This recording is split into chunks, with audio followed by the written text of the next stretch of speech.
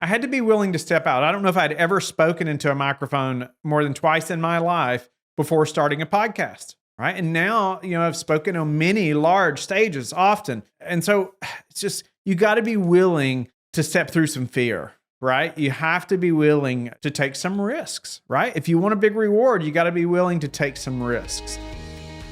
Thank you for being with us every day on the Real Estate Syndication Show. I've got a gift for you, but I want to ask that you will leave a written rating and review on iTunes. If you'll send a screenshot to info@LifeBridge Capital of that review and a mailing address, I want to send you one of my recommended monthly books.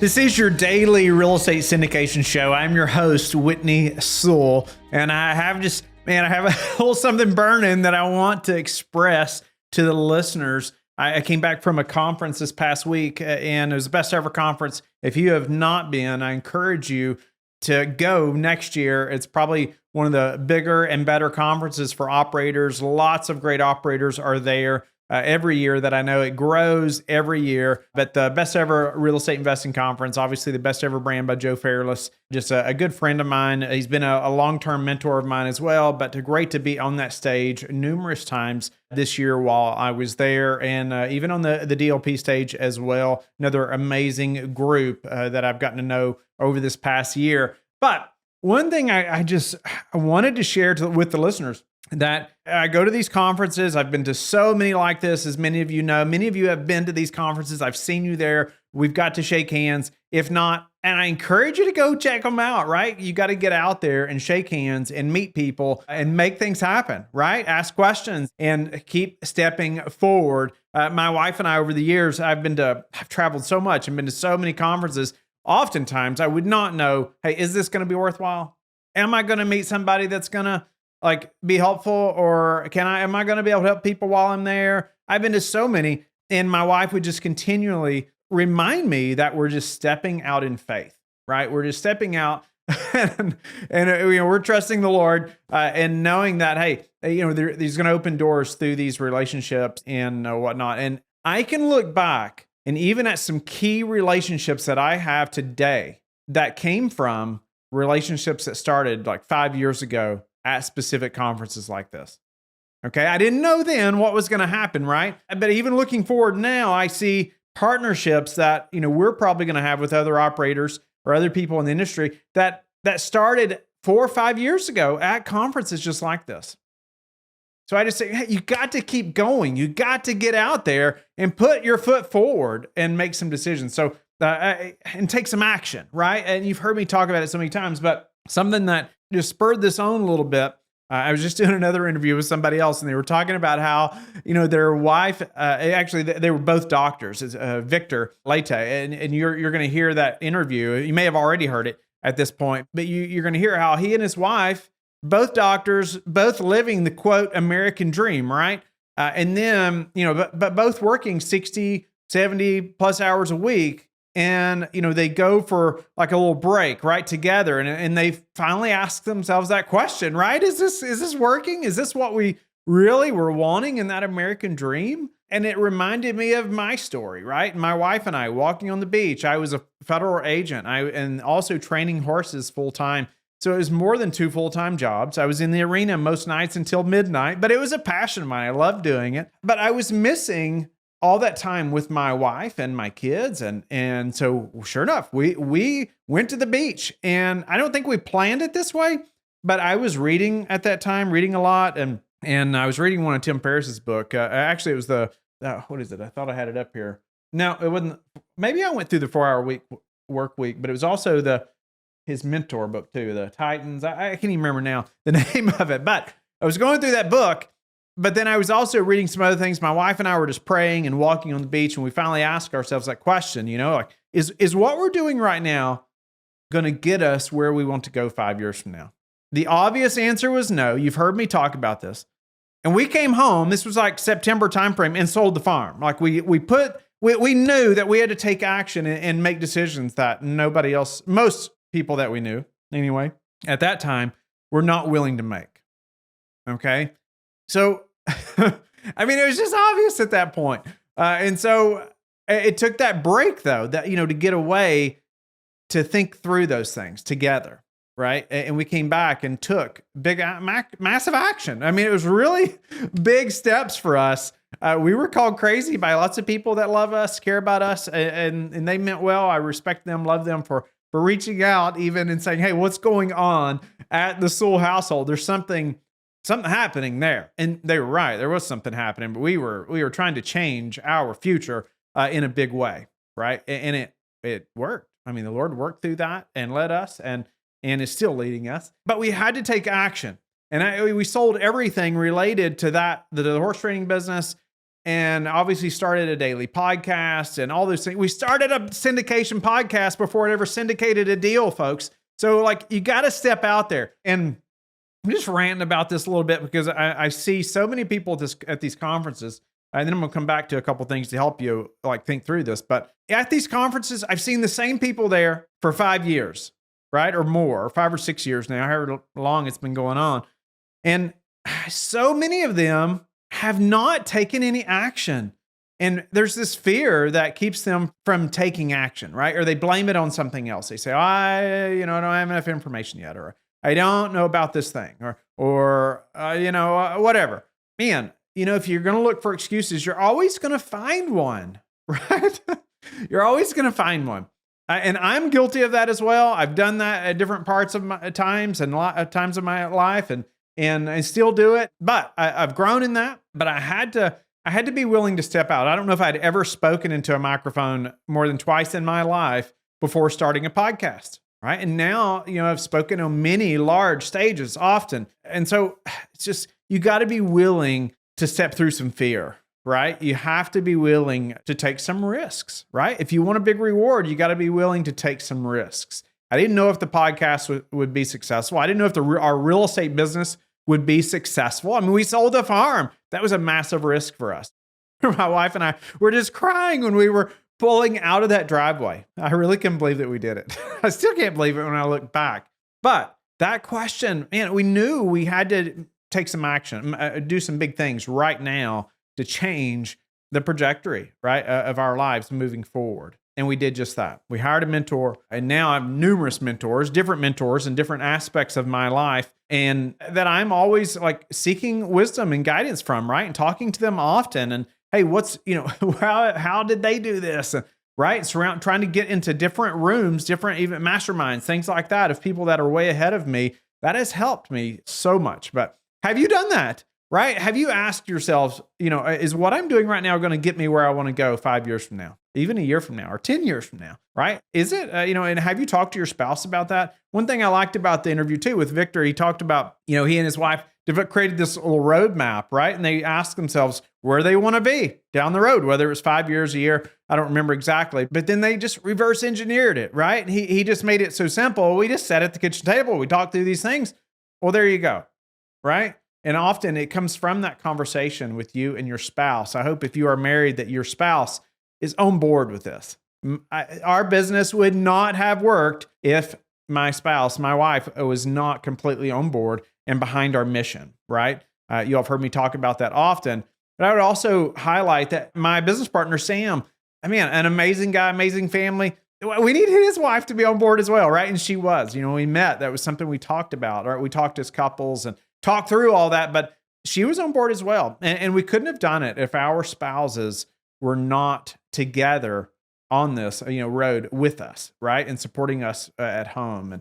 And so, going to this conference, seeing all these people that I've seen for many years who have not taken action, they're still living in fear, they're afraid to take that big step.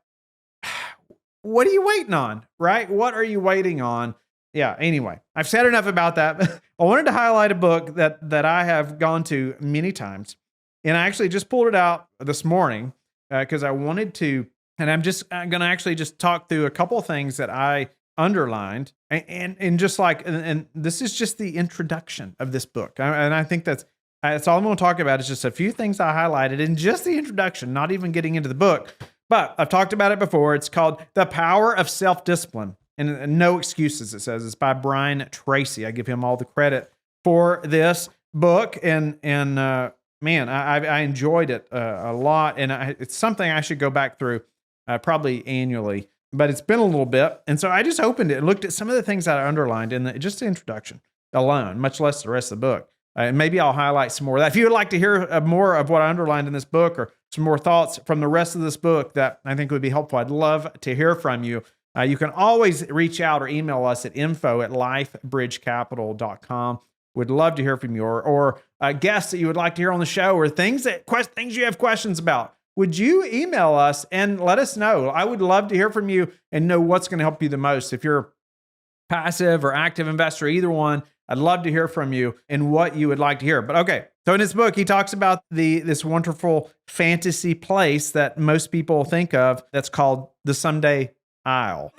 Like someday I'll do this thing, right? Someday I'll do that thing. Someday I'll set those goals. Someday I'll take action. Someday I'll talk to my spouse about those goals, or ask them about their goals, or whatever it may be. But someday, right, I'll get to that thing. Well, man, when is that? We say that someday I'll read that book. Someday I'll start that exercise program. Someday I'll upgrade my skills and earn more money. I love how he lays so much of this out. I'm not going to read all that, but I'm just going to highlight a few more things that I underlined here because it just stood out. And remember, this is just the introduction. But he also says, losers make excuses. Winners make progress. I was just talking to my boys last night before bed, and it's like trying to help them to see, hey, if you're looking for an excuse, you're going to find one. You're going to find it, right? Everybody does. Everybody does. And unfortunately, more people than not find a lot more excuses than they make progress, right? Than the decisions made to make progress. And so, and then he says, is there anyone else who has my same excuse who is successful anyway? I don't know. Maybe you should ask yourself that, right? When you have an excuse, is there anybody else that has that excuse that's been successful? But winners make progress, and winners, I don't feel are whiners. That's my own thing right there. Winners are not whiners. And so my boys, even, they get a hard math problem in school and they want to whine about it, right? And I'm like, come on now. Are you facing, this and saying, hey, I'm in here and I'm going to learn? Are you looking for an excuse and hoping somebody feels sorry for you by whining about it, right? That's not helpful. Not to them, not to anybody else. As we become adults, we still tend to whine about things, right? It just looks a little different. Hopefully it looks different, but maybe not for all of us. But either way, it looks different, most of us, but we still whine. And that's another thing. As we've grown, I've talked about mentors. I need people, even Sam, my business partner, and numerous other mentors, people in my life that are holding me accountable, right? So when I do make an excuse, when I am whining about something, they can question me about it, right? They can call me out and say, hey, is that right? Is that, do I hear some whining there? So let's talk about self-discipline and how that relates to this a little bit. But the development of self-discipline, he says, changed my life, and it will change yours as well. And it's by continually demanding more from myself, I became successful in sales and then in management. That's Brian Tracy, of course. But self-discipline also changed my life. Personally, in a massive way. It's when something as simple as when I started getting up early in the morning and reading consistently, that changed things for me, right? It changed my life. That's also when I started drinking bulletproof coffee, by the way. But anyway, that's a different subject, but it changed everything for me. And I just encourage you, hey, have you worked on self-discipline? Are you improving personally? Are you, taking in things from people that are further ahead than you are, right? Are you reading books from people that you want to be like, that are motivating you, that are taking you to another place in your life? Or are you just surrounding yourself by the same people, doing the same things, right? Making the same excuses. Oh, I'll do that thing maybe after I watch the game, right? Sunday afternoon, or after I watch the game Friday night, or after I get together again with my buddies this weekend, I'll start exercising, or I'll read that book maybe next week. Or what excuses are you making, right? And, are the other people that you're with while making those excuses, are they having success? Are they? You should ask yourselves that. He says, I discovered that you can achieve almost any goal you set for yourself if you have the discipline to pay the price, to do what you need to do, and to never give up. achieve almost any goal you set for yourself if you have the discipline to pay the price. So, what is the price that you're going to have to pay to achieve that goal that you're setting for yourself? Right? Do you know what the goal is? If not, you should start there. Maybe start with your spouse as well. What is that goal? Where are you trying to go? So you can reverse engineer it. So then you can think through the price that's going to have to be paid. What does that look like? For us, it meant selling the farm. And it meant moving into a small house in not the greatest part of town. And then also living in the basement for almost 3 years in the office, while just getting the business started. It was quite madness. And then there were many other sacrifices along the way. The Lord sustained my wife and I, thankfully, through all of that. But man, we just had to keep going and never give up, like he says right there. And he says, perhaps the most important insight of all with regard to success is that to achieve greatly, you must become a different person.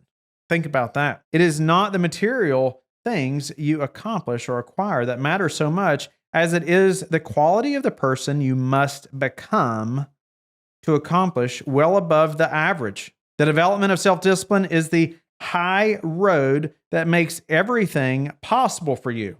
So I love that little paragraph there. It's just a few sentences, but he really lays it out there, right? He puts it out there. Man, it is not the material things you accomplish or acquire that matter so much as it is the quality of the person you must become to accomplish well above the average. And so that sentence right there kind of goes back to this conference this past weekend, right? Man, the quality of person you must become. What are you doing to improve the quality of person that you are?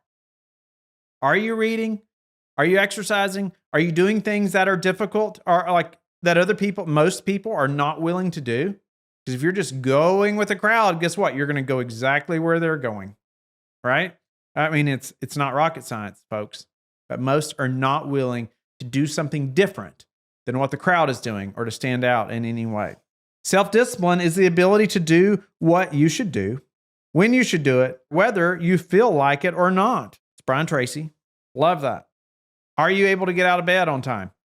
I struggle with that. Some of the time just changed actually, and it's kind of kicked my tail a little bit the last couple mornings, and I've got to get back on it. But we lost an hour. It's crazy how it throws me off a little bit, but or a lot.